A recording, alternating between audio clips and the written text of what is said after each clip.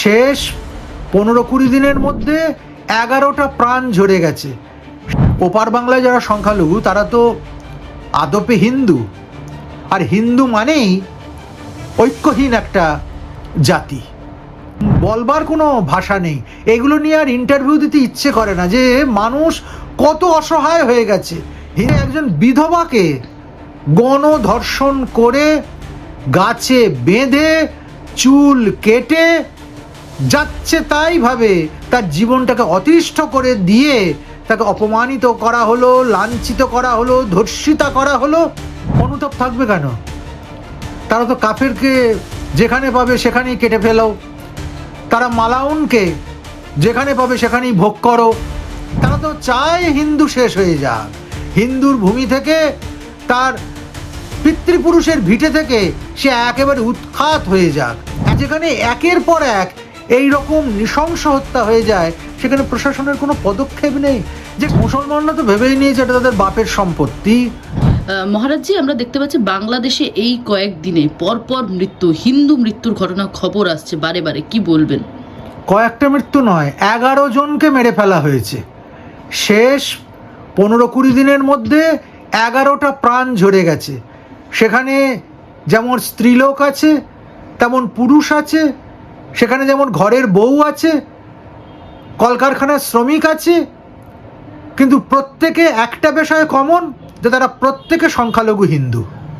এই যে হিন্দু নিধন, বিশেষ করে শেষ আমরা যেটা দেখলাম যে একজন বিধবাকে গণধর্ষণ করে গাছে বেঁধে চুল কেটে যাচ্ছে তাই ভাবে তার জীবনটাকে অতিষ্ঠ করে দিয়ে তাকে অপমানিত করা হলো, লাঞ্ছিত করা হলো, ধর্ষিতা করা হলো।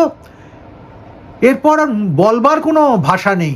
এগুলো নিয়ে আর ইন্টারভিউ দিতে ইচ্ছে করে না যে মানুষ কত অসহায় হয়ে গেছে, হিন্দু সেখানে কত নিচে নেমে গেছে, কি বিপজ্জনক একটা পরিস্থিতিতে চলে গেছে তাদের জীবন। যে আজকে বেঁচে আছে, যে এখন বেঁচে আছে, সে 10 মিনিট পর বেঁচে থাকবে কিনা, কালকের সূর্যোদয় দেখতে পাবে কিনা, তার কোনো গ্যারেন্টি নেই। এই বর্বরতা, এই অন্যায়, এই জিঘাংসু কাল প্রেক্ষিতের অবসান হওয়া উচিত। না হলে সারা পৃথিবীর কাছে মানবতার সমস্ত মহিমা খর্ব হয়ে যাবে। মহারাজি, একটা জিনিস দেখা যাচ্ছে যে বারে বারে যখন হিন্দু নিধন হচ্ছে সেক্ষেত্রে বাংলাদেশের যে সকল মানুষজন রয়েছে তাদের যারা সংখ্যাগুরু বলা যেতে পারে, তাদের কিন্তু কোনো রকম যারা কোনো রকম অনুতাপ নেই। সেক্ষেত্রে যে এই যে ঘটনা ঘটছে তাদের প্রশাসনের তরফ থেকেও কোনো রকম কোনো ব্যবস্থা নেই, নির্বিকার, কি বলবেন? অনুতাপ থাকবে কেন? তারা তো কাফেরকে যেখানে পাবে সেখানেই কেটে ফেলো, তারা মালাউনকে যেখানে পাবে সেখানেই ভোগ করো, তারা বিধর্মীকে যখন তখন তার জীবনকে ধ্বস্ত করে দাও, তাকে দিয়ে হয় কোরআনকে মানাও, আল্লাহকে মানাও, নচেৎ তার জীবনটাকে শেষ করে দাও। এই নীতিতে যারা বিশ্বাসী তাদের কাছে তো এটা একটা জয়, তাদের কাছে তো এটা এক পা করে এগিয়ে যাওয়া। আগামী 10 বছরের মধ্যে বাংলাদেশ তো গণপ্রজাতন্ত্রী বাংলা থেকে ইসলামিক বাংলাদেশ হয়ে যাবে। ফলে সেদিকে তারা এগোচ্ছে, তাদের তো আনন্দ হবার কথা। তারা তো চায় হিন্দু শেষ হয়ে যাক, হিন্দুর ভূমি থেকে, তার পিতৃপুরুষের ভিটে থেকে সে একেবারে উৎখাত হয়ে যাক। একটা হিন্দু আগামী 10 বছরের মধ্যে বাংলাদেশে আর বাঁচতে পারবে না, একটা হিন্দু সেখানে থাকতে পারবে না। আর যদি বা থাকতে পারে তাকে ইসলাম হয়ে বাঁচতে হবে, মুসলমান হয়ে বাঁচতে হবে, এবং কি তার সমস্ত জীবনের মৌল শর্তগুলোকে জলাঞ্জলি দিয়ে কুকুরের মতো বেঁচে থাকতে হবে। তাও বেঁচে থাকতে পারবে বলে আমার ধারণা নয়। স্বভাবতই তাদের কোনো তাপ উত্তাপ থাকবে না। নাহলে যেখানে একের পর এক এই রকম নৃশংস হত্যা হয়ে যায় সেখানে প্রশাসনের কোনো পদক্ষেপ নেই। যেখানে একজন সাধু, তাকে আটকে রাখা হয়েছে বিনা বিচারে, সেখানে আজ আর সে আদৌ বেঁচে আর জেলের বাইরে বেরোতে পারবে কি না চিন্ময় প্রভু, তারও কোনো হদিশ নেই, তারও কোনো ঠিক ঠিকানা নেই। সেখানে আর কী বলার থাকতে পারে? বলবার দিন শেষ। এখন কিছু উপকার হয় যদি আমরা কিছু করতে পারি, বলে ইন্টারভিউ করে, বক্তব্য রেখে, বক্তৃতা দিয়ে, শোক প্রস্তাব পাশ করে, হুমকি দিয়ে কিছু হবে না। এখন করবার সময় এসে গেছে। হাতে অস্ত্র নাও আর তার বিরুদ্ধে গর্জে ওঠো। যে হিন্দুকে শেষ করে দিতে চায় তার ওপর অস্ত্র হানো, আঘাতে আঘাত কর। বাংলায় কিছু রাজনৈতিক দলকে দেখা যাচ্ছে যারা এই হিন্দু নিধন বাংলাদেশে সেই বিষয়ে কোনো মন্তব্য করছে না, কিন্তু আরও অন্যান্য দেশের বিষয়গুলি যেমন ভেনেজুয়েলার অ্যাটাক বা প্যালেস্তাইন ফ্রি করার দাবি সেই সব বিষয় নিয়ে রাস্তায় নামছে। কি বলবেন? এগুলো তো সমস্ত মুখোশ পরা ইতরদের কথা নিয়ে বলতেও ঘেন্না পায়।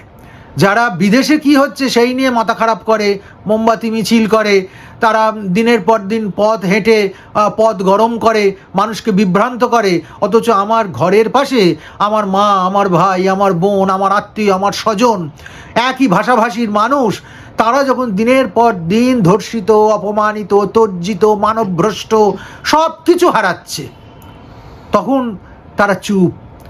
তারা একদম সেই নীরর মতো বীণা বাজাতে শুরু করে দিয়েছে। একদিকে রংপুরে যাচ্ছে, অন্যদিকে তারা বীণা বাজাচ্ছে।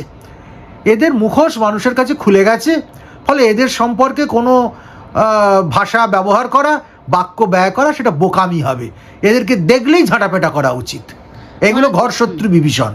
মহারাজজি, যেখানে বাংলাদেশের সংখ্যালঘুরা মার খাচ্ছে, সেখানে দেখা যাচ্ছে এখানের যারা সংখ্যালঘু মানুষজন তাদের মধ্যে আমরা গত কয়েকদিন ধরে তাদের একটি ধর্মীয় অনুষ্ঠান ছিল ইজতেমা, এবং সেই ইজতেমাতে দেখা গিয়েছে আমরা কাভার করতে যাওয়ার সময় আমাদের ওপর বলা হয় যে আমরা মাথায় ঢাকা কেন নিইনি এবং কেন আমরা এই রাস্তা দিয়ে যাচ্ছি সেই রাস্তা দিয়ে তারা যাবে, মহিলারা কেন এসেছে, এবং নানান রকম মাথায় ওড়না কোথায়, এই সব মন্তব্য করা হচ্ছে।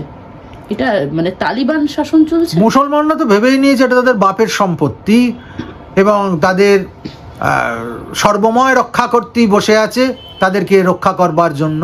এই জন্য এটা প্রশাসনিক একটা ব্যর্থতার পরিচয়। না হলে রাস্তা দিয়ে চলবে সাংবাদিকরা, তাদের পোশাক আশাক নিয়ে কটুকাটব্য করা, বিধিবিধান দেওয়া, নানান রকম নির্দেশ দেওয়া, এটা তো কোনো সভ্য দেশে হতে পারে না। এবং এ কথা প্রশাসনকে বলতে গেলে তারা ততোধিক বেশি উদাসীনতা দেখাবে, বরং এও বলতে পারে তোমরা গেছো কেন, তোমরা না গেলেই পারতে। তারা যা খুশি তাই করবে। আসলে এইভাবে তো দশকের পর দশক ধরে আমরা এদেরকে বাড়িয়ে তুলেছি শুধু ক্ষমতায় টিকে থাকবার জন্য, শুধু গদিতে বসে থাকবার জন্য, শুধু সিংহাসনটাকে আঁকড়ে রাখবার জন্য। বাঘের পিঠে সওয়ার হয়েছে, বাঘ শেষ পর্যন্ত খাবে, এটাই পরিণতি হবে। সারা পৃথিবীর ইতিহাসে তাই হয়েছে, পশ্চিমবঙ্গের ইতিহাসও তাই হবে। কিন্তু মহারাজ, দুই বাংলার মানে আলাদা আলাদা চিত্র, দুই সংখ্যালঘুর আলাদা চিত্র। আসলে ওপার বাংলায় যারা সংখ্যালঘু তারা তো আদপে হিন্দু, আর হিন্দু মানেই ঐক্যহীন একটা জাতি।